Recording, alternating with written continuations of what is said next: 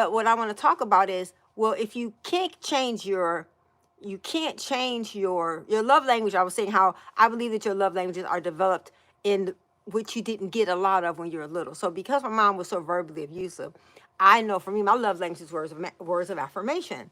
And so while gifts are nice and all those things are nice, the thing that's valuable to me and the thing that makes me feel the most loved is the words that people use when they're talking to me.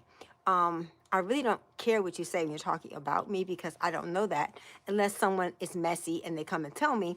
And this is what I do. Sidebar. If someone comes and tells me something that someone else said about me, you know what I say to them? Well, in order for someone to be talking about you, they have to be beneath you. And it doesn't say a lot about you that they could talk about me to you because that means you're talking about me too. So that's just another little nugget. But so basically, my love language is words of affirmation, and so I want you to know what is yours. If you go to our I think I actually have it on our site where you can go and do a 5 love languages test. But in our app, we also have where you can do your emotional intelligence, your relationship readiness, and then there's some other assessments on our app, Marriage Mentors Rich RR. But the reason why those things are all important is because how can you think that you're going to be in a relationship with another person and you don't know who you are? How could you really give yourself away to another human being when you really don't know who you are?